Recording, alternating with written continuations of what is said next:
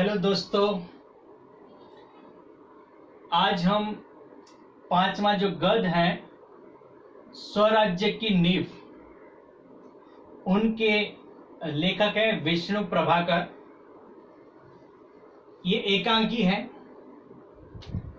और एकांकी में आपको मैं पात्र बताऊं तो लक्ष्मीबाई, मुंदर, तात्या, जूही, रघुनाथ राव और सेवानायक, ये 6 पात्र हैं इस गद्य के स्वराज्य की नींव के। और दोस्तों, मैं आज आपके समक्ष जो इस गद्य के जो कुछ बातें हैं तो ये मुद्दे पर मैं चर्चा करने वाला हूं। पहला है कि लक्ष्मीबाई की निराशा, झांसी लेने का निश्चय। रानी की निराशा के कारण जूही और मुंदर पेशवा की हार पर दुखी नहीं, युद्ध के लिए तैयार होने का आदेश देती हैं लक्ष्मीबाई। रानी की चिंता और बाबा गंगादास की जो वाणी है उनके पर मैं आपको बताने वाला हूं। इस गद्य जो कहना चाहते हैं इनकी बात मैं आपके समक्ष बताता हूं। पाठ का जो सार है वो लक्ष्मीबाई की निराशा। क्यों निराश हुई है महारानी लक्ष्मीबाई?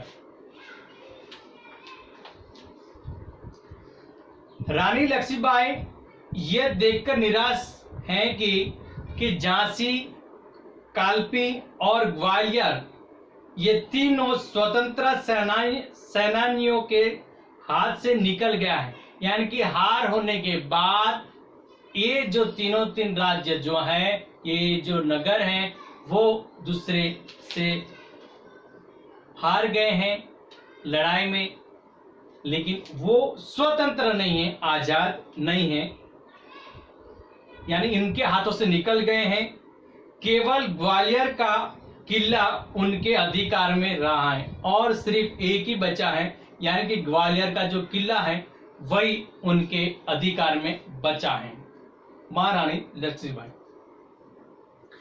झांसी लेने का जो निश्चय करती हैं तो रानी लक्ष्मीबाई किसी भी कीमत पर झांसी अंग्रेजों के हाथ से वापस लेने का जो निश्चय करती है और उनने सोच लिया है कि झांसी जो है कुछ भी हालत में ब्रिटेन यानी अंग्रेजों के हाथ से वापस लेना में चाहती हैं। ये उनका निश्चय रहा है, ये निश्चय करती हैं रानी लक्ष्मीबाई।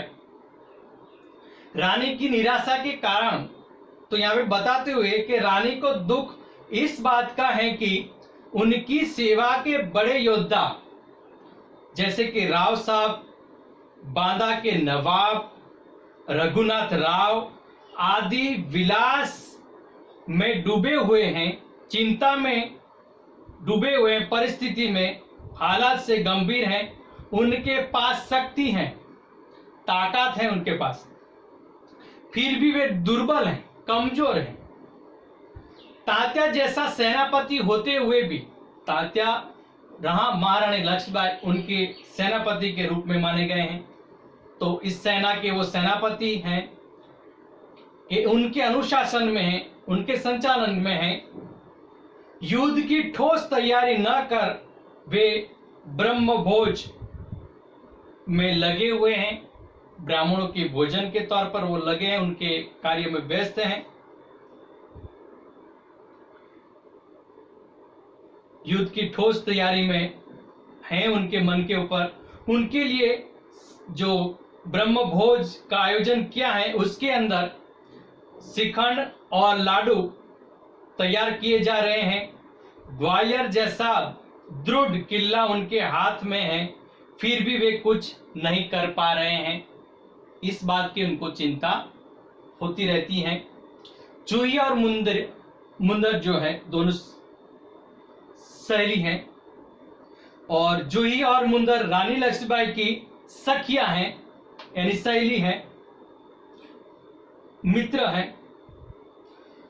जूही सेनापति तात्या को चाहती हैं, उनको पसंद है, और मुंदर रघुनाथ राव को। जूही अच्छी नर्तकी है, नाचने वाली है, यानी नृत्य अच्छी तरह से कर सकती है, पर वह विलासियों के मनोरंजन के लिए नाचना नहीं चाहती।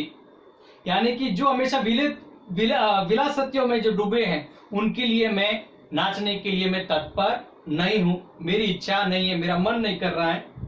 स्वराज्य के लिए वह अपने प्रेम को भी ठुकरा कर यानी मार सकती हैं। मैं अपने स्वराज्य को ही सब कुछ मानती हूं, इसीलिए मैं उनके सिवा यानी स्वराज्य के सिवा मैं कुछ भी करना चाहती नहीं। मैं उनके लिए मैं मर जाऊं तो भी मैं तत्पर हूं, लेकिन ऐसे जो विलायतियों के सामने नाचना उनकर मैं तत्पर नहीं हूं, उनके सामने मैं नाचूंगी नहीं, लेकिन देश के लिए जो होगा मैं अवश्य मैं अपना कार्य अवश्य करूंगी। मुंदर भी युद्ध में रानी लक्ष्मीबाई के साथ ही रहना चाहती हैं और मैं उनका साथ छोड़ना नहीं चाहती हूं, और उसी भी प्रेम से अधिक स्वराज्य प्यारा है। और युद्ध में जूही तोपखाना संभालने की जो हमेशा जिम्मेदारी लेती हैं, वो कहती हैं कि मैं जो तोपखाने की जो जिम्मेदारी मैं संभालूंगी, उनकी जिम्मेदारी मैं लेती हूं मैं, और बाकी जो भी दूसरा कार्य है अलग अलग तुम दे दो, लेकिन मैं खाना जो है मैं संभालने के लिए तत्पर हूं, मैं वो अवश्य संभालूंगा।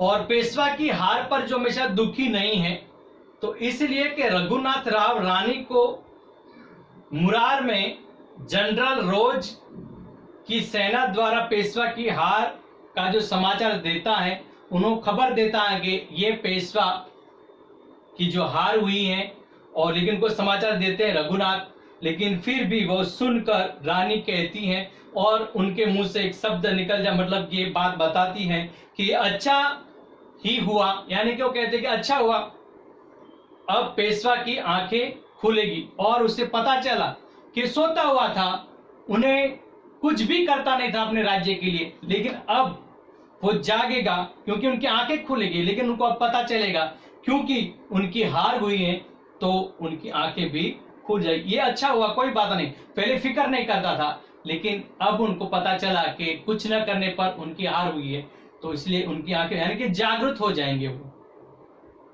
युद्ध के लिए तैयार होने का जो आदेश देती है रानी लक्ष्मीबाई, तो रानी सेनापति तात्या को युद्ध के लिए तैयार होने का जो आदेश देती हैं, वह कहती हैं कि जाओ तलवार संभाल लो, यानी कि अब तलवार अपने हाथ में ले लो, गश्त दो, तैयार हो जाओ युद्ध के लिए, मैं अब तैयार हूं युद्ध करने के लिए। नपुरों की यानी पायल घुंघरू की झंकार से स्थान पर तोपों का गर्जन होने पर, यानी कि जिस तरह से पायल जो घुंघरू की नुपुरों की जैसे आवाज सुनाई दी, वैसे मुझे तोपों की आवाज सुनाई देनी चाहिए। रानी की चिंता, रानी को चिंता इस बात के है कि रानी को लगता है कि ये उसके जीवन का अंतिम युद्ध है, और वो समझते कि ये पहला है कि आखिरी, लेकिन मेरे जीवन का ये लास्ट यानी अंतिम है। उससे केवल इसी बात की चिंता है कि युद्ध में उनकी वीरता कलंकित न हो जाए, और मैं ये चाहती हूं कि मुझे इस युद्ध में मैं विजय प्राप्त करूं, और मैं विजय न प्राप्त कर सकूं तो फिर मैं कलंकित हो जाऊंगी, बदनाम हो जाऊंगी, और लोग मुझे ताने मारेंगे, लेकिन अवश्य मैं उनको विजय ही प्राप्त करना चाहती हूँ। भले मेरा ये युद्ध अंतिम हो, लेकिन फिर भी युद्ध में उनकी वीरता हो, लेकिन कलंकित नहीं। अंत में जो बाबा गंगादास की जो वाणी जो बताते हैं अपने शब्द में, वो कहते हैं कि बाबा गंगादास ने लक्ष्मीबाई से कहा था कि केवल सेवा, तात्या और बलिदान से ही स्वराज्य की या स्वराज्य मिल सकता है, यानी कि हमेशा सेवा ऐसी करो, और दूसरी बात यह है कि तपस्या भी ऐसा करे और बलिदान भी दो स्वराज्य के लिए, तो अवश्य आपको स्वराज्य मिल सकता है, आपका विजय हो सकता है। स्वराज्य प्राप्ति से भी अधिक महत्वपूर्ण ये है कि स्वराज्य की स्थापना के लिए भूमि तैयार करना, और जैसे भी आप विजय प्राप्त करो, लेकिन स्वराज्य की स्थापना करना भी उनकी जो भूमि कैसी है, और उनके लिए हमेशा भूमि तैयार होनी चाहिए, और स्वराज्य की नींव का पत्थर बनना चाहिए, और ऐसा विजय प्राप्त कर सको, और ऐसा पत्थर बनाओ कि जहाँ पे आप ठोस दो कि ये हमारा विजय प्राप्त हुआ है, और इसी तरह से ये हमारा स्वराज्य की नींव है।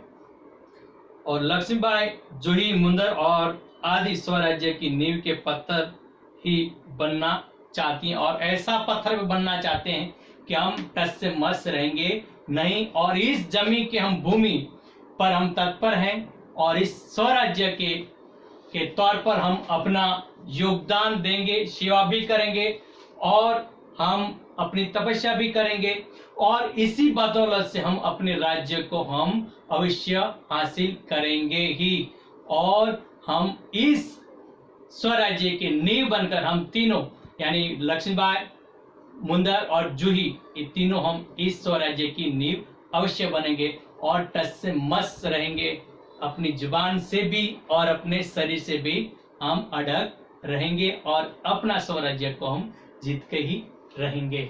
और मैं यहाँ पर स्वराज्य की नींव की जो कहानी आपको मैंने सुनाई, उनका सार क्या कहना चाहते हैं, तो पूरी की पूरी जो अर्थ मैंने आपको बताया है इन मुद्दों पर, तो मैं अपनी बात यहाँ पर समाप्त करता हूँ।